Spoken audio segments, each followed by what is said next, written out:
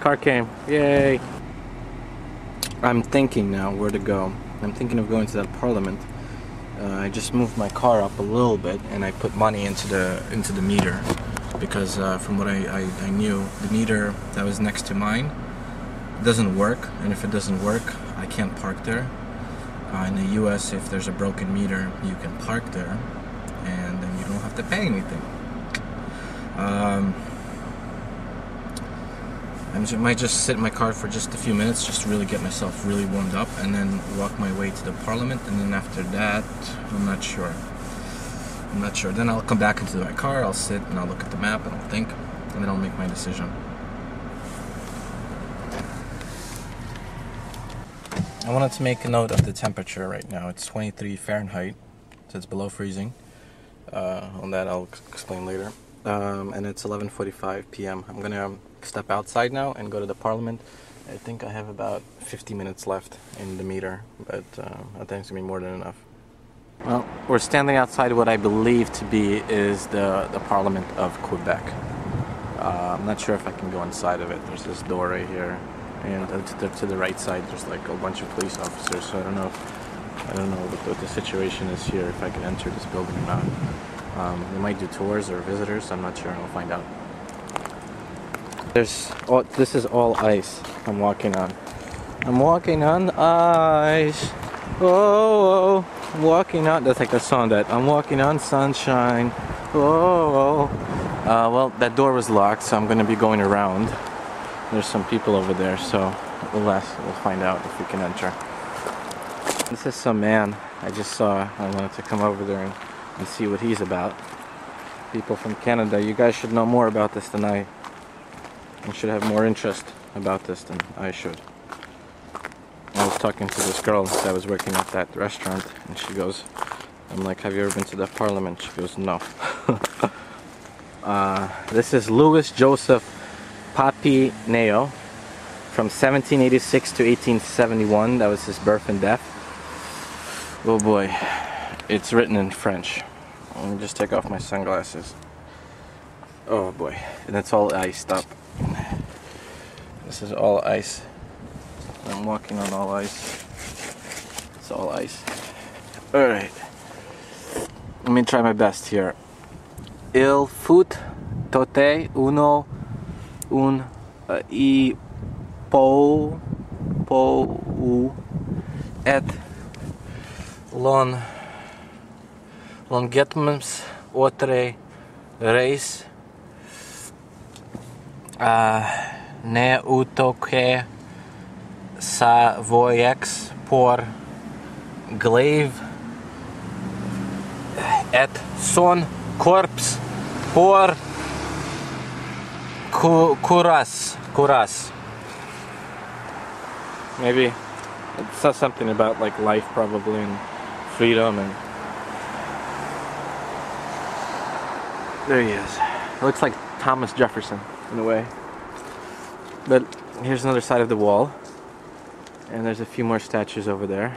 I'll zoom into that. I don't want to go that far because the parliament's to my left, and there's the parliament again. Oh, there's a clock. You know what time it is. It's 5 to 12. And there's that hotel, just to give you a proximity of where I am. There's that hotel with the restaurant above, and I'm gonna go inside the parliament now. All right, now we didn't walk in just quite yet. I just walked to, like, I guess this is the roundabout, and that's the Hilton. I'll zoom in just quite a little bit so you can make out the Hilton logo. This is the front of the parliament. There's a few wording over there. We're gonna walk up to it. I'm gonna try my best to read it. It's written in French, but I'll try to keep the camera focused in for any of the French viewers so they can read it for themselves. Now that looks interesting, but maybe on the way out I'll check it out.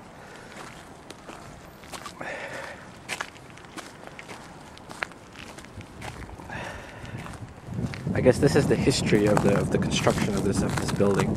El Hotel du Parlement.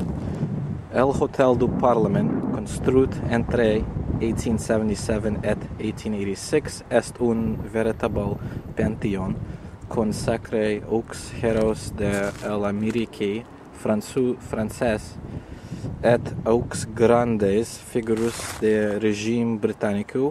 Cet édifice aux œuvres maîtresses de Eugene Etienne Taché, 1836 to 1912, comprend sur la façade principale 24 statues de bronze qui écouvillent la gloire de ces personnages ayant marqué l'histoire du Québec. Inspiré de l'architecture du Louvre, I don't know, ces monuments dignes de Québec, la capitale nationale, rappelle l'histoire aux générations qui précèdent.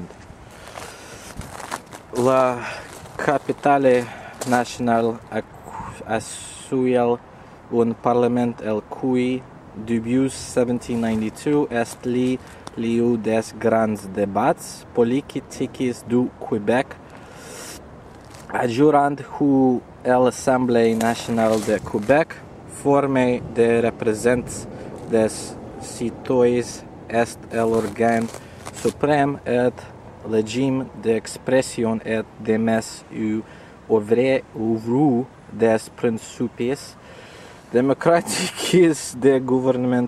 Elle est dépositaire des droits et des pouvoirs historiques de la nation québécoise.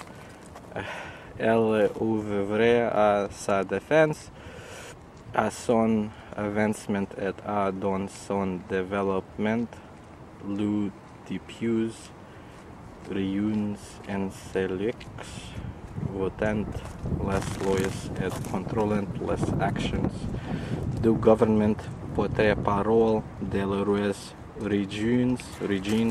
Il incarne les principes de la démocratie parlementaire et sont porteurs de leur avenir collectif. And then the next part reads, Je me souviens la devise, je me souviens sculptés à l'origine sur le fronton de pour l'art législatif évoqué la recherche du passé de la nation québécoise. Cette devise résume en trois mots l'assemblée d'extrêmes thèmes présentés sur la façade de l'hôtel du Parlement qui, selon les souhaits d'Eugene Etienne Taché, c'est un livre sur l'histoire de Québec, créé en 1883. Elle est devenue officiellement la devise du Québec en 1939. Quant au groupe officiel de Québec, la Fraudice, elle fut à sommet de la tour centrale depuis le 21 janvier 1948. C'est un symbole de reconnaissance et d'identité pour la population de Québec. I think I nailed some of the words, but I've taken French in high school, but none of it really comes to me. But I managed to learn a few words already. But now we're gonna go inside. I think this is a really cool looking place. I feel really nice here too. I like being around government buildings because they're, I mean, from what the buildings I've in the U.S. and I guess now Canada, they're just a pure representation of freedom. I mean, this building was, I don't know what was said, but to sum it up, it's something about freedom. This is about something about the people of Quebec, about uniting the people, about having a fair government, about having a just government, about having a people's government.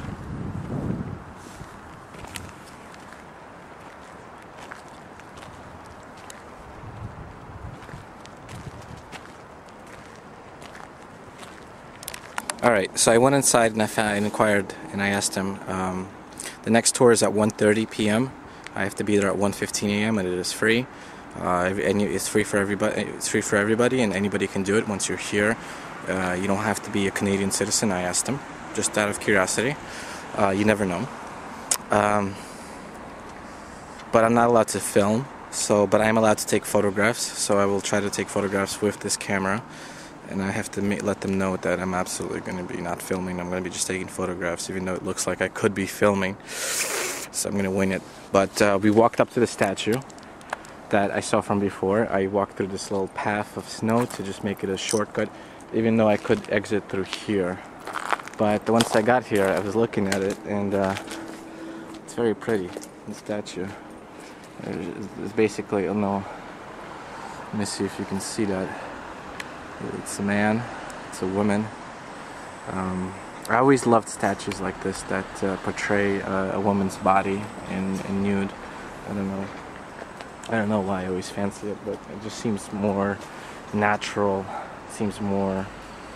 Just seems very beautiful. I don't know. Maybe because I'm a male. I don't know how women feel about statues like that, but not in a perverted sense, of course. It's just beautiful.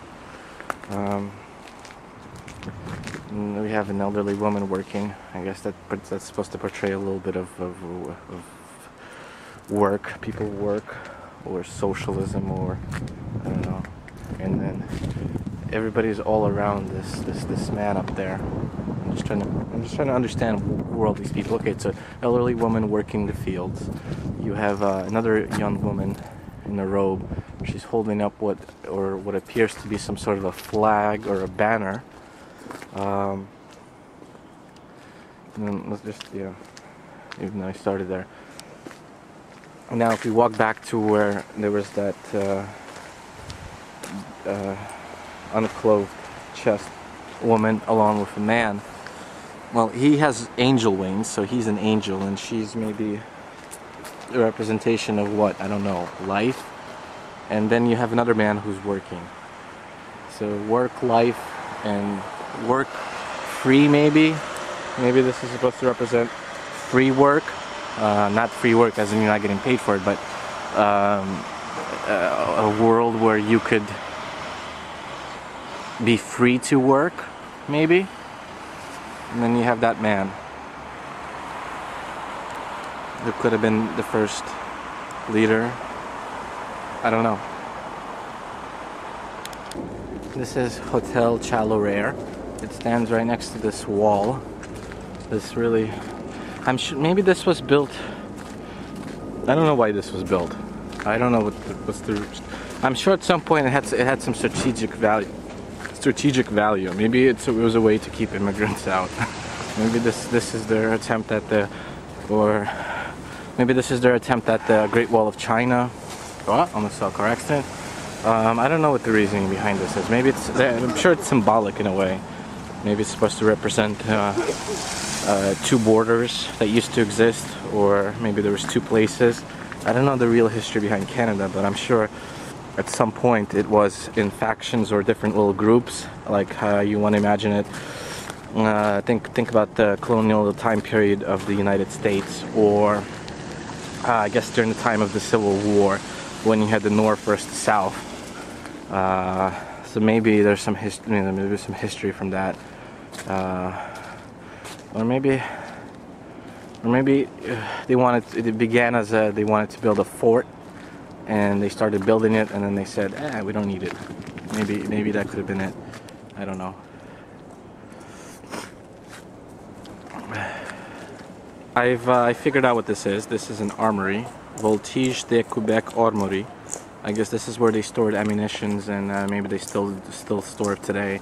Weaponry, in case for defenses, they would hold all their military armaments here. I don't know, but maybe it turned into a museum now. Maybe they were protecting themselves against the British. The British are coming! The British are coming! Yeah, so there's a museum right next to it. Some sort of multimedia exhibitor, the Odyssey. And there's some pictures of some British soldiers fighting, I guess, some French. I'll go inside of it and see how much it costs, and see if it's worth me paying and going into it.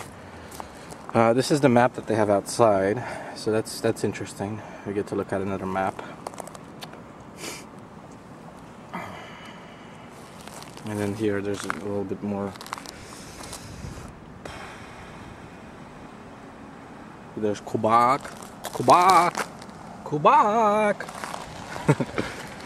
This is like a money exchange place inside this place, but I found this interesting.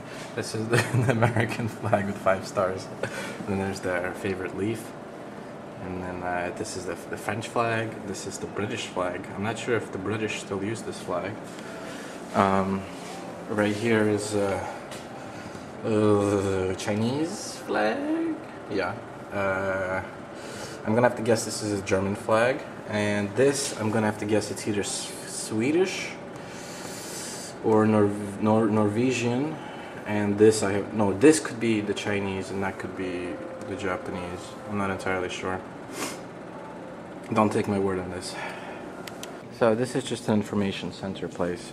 You know, they have brochures for all the attractions and all the educational, all the, I guess, restaurants, all the lodges, everything possible, I guess, where people in Quebec would want to promote and let tourists or people of that nature come in here and look for ideas on what to do, some places to visit. One thing I just noticed, 2 things I noticed as I walked in that were very interesting, is they have a little center set up as we're walking near it for children, I guess, to play. So where families were to come in here with their children to be asking them for all questions, all the serious stuff. Children are very playful and they run around. They can have the children come here and hang out here for a little bit while the parents would figure that out. Or maybe it's a place to just leave the kids. Who knows? There's a lot of very interesting little artifacts here. I noticed there's some tribal, native tribal items here. Like, for instance, I don't know, maybe we'll walk by it, but like maybe some of these things.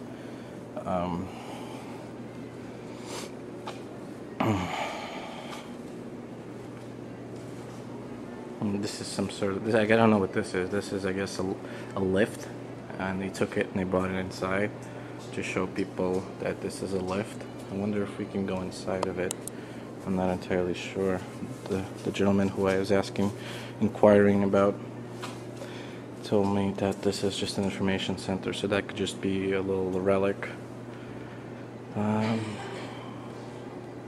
Oh, right here. No, not here.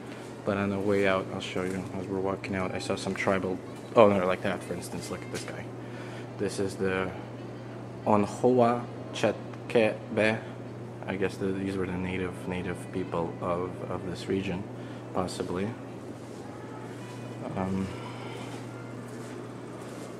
Like in the United States, for instance, they have 13 recognized native tribal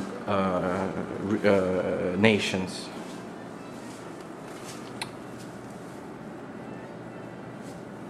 I guess these are some of the souvenirs that people could buy. Now we're gonna walk back to my car and put some money into it, and then maybe check the time, and then maybe make a run for that for the bank. I mean, not make a run for it, but walk there fast, and so this way I'll have time to come back and visit the Parliament. I'm sitting here thinking where to go. Well, I circled. Okay, but this is where I am. I'm in Quebec. Now I'm thinking of taking Quebec, taking this road, whatever, 73 south, and basically getting into Maine to get in on the 201. So this little red one, and then from here, because in Maine, well, I was speaking to a man. On the lift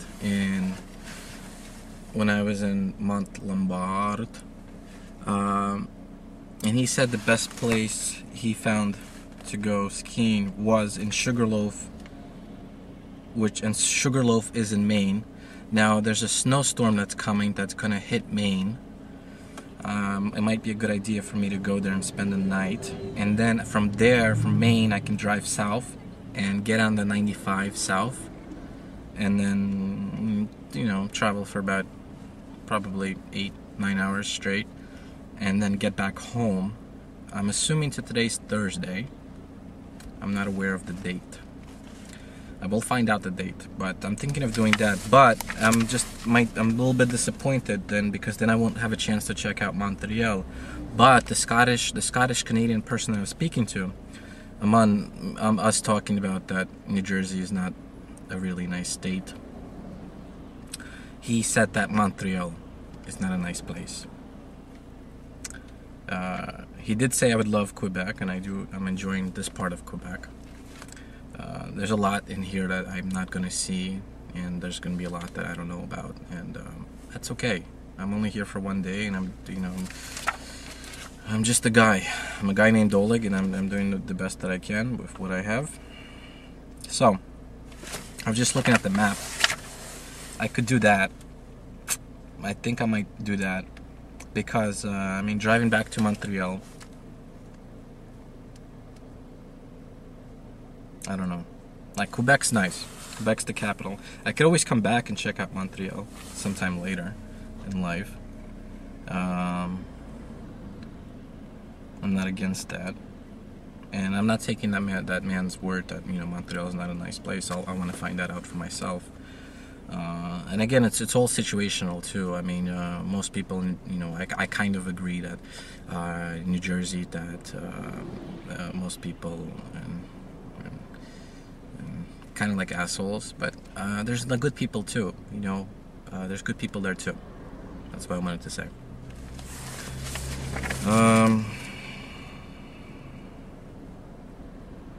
Yeah, I might do that. The time right now is 12:55. I put in more money into the machine. I think after the tour of the Parliament, I'm going to go to the bank, look for the TD Bank, whatever it's called. I don't know, whatever it's called, TD North maybe, and then I might just start driving. Oh yeah, I think I said this, but I'm not allowed to videotape anything, so I'll be taking photographs. And I'm gonna bring some paper and pen with me, and I'll be writing down some things. Here's another guy filming. I'm gonna be filming the guy filming. Maybe he's doing this exact same thing. He's letting people know that if they're looking for jobs, they can clean the snow down the staircases. There's a tourist taking a photo of him. That's really funny. There was just a man who was riding a unicycle. He's riding a bicycle with only one wheel. There he goes. There he goes. What a trooper. That's a real road warrior.